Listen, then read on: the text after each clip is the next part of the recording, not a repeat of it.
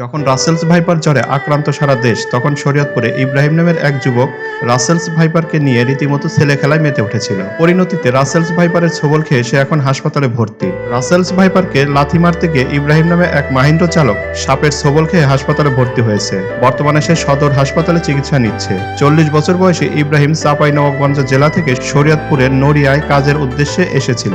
ইব্রাহিম চাঁপাইনবাবগঞ্জ জেলার ভোলাহাট থানার মোহাম্মদ মোখলেসের ছেলে। সোমবার রাতে সে মালিকের বাসায় খাবার খেয়ে নড়িয়া সেতু এলাকায় নদীর পাড়ে হাঁটাহাঁটি করছিল। এ সময় সে একটি রাসেলস ভাইপার সাপ দেখলে চিৎকার করে লোকজন জড়ো করে। পরে সাপটিকে লাথি মারতে গেলে সাপটি তার পায়ে কামড় বসিয়ে দেয়। এ সময় সে পাশে থাকা একটি ইট দিয়ে সাপটিকে মেরে ফেলে এবং দ্রুত মোটরসাইকেলে করে জেলা সদর হাসপাতালে চলে আসে। পরে হাসপাতালের চিকিৎসক রক্ত পরীক্ষা নিরীক্ষা করে তার শরীরে বিষ প্রবেশ করেনি বলে জানায়। তবে তাকে হাসপাতালে পর্যবেক্ষণে রাখা হয়েছে। তার পায়ে কামড় বসিয়ে দেওয়ার পর সে গেঞ্জি খুলে বাদ দিয়ে হাসপাতালে ছুটে আসে। ডাক্তার রক্ত পরীক্ষা করে বলেন তার শরীরে বিষ প্রবেশ করতে পারেনি। মঙ্গলবার 25শে জুন দুপুরে বিষয়টি নিশ্চিত করেন সদর হাসপাতালের চিকিৎসক কনক জ্যোতি মণ্ডল।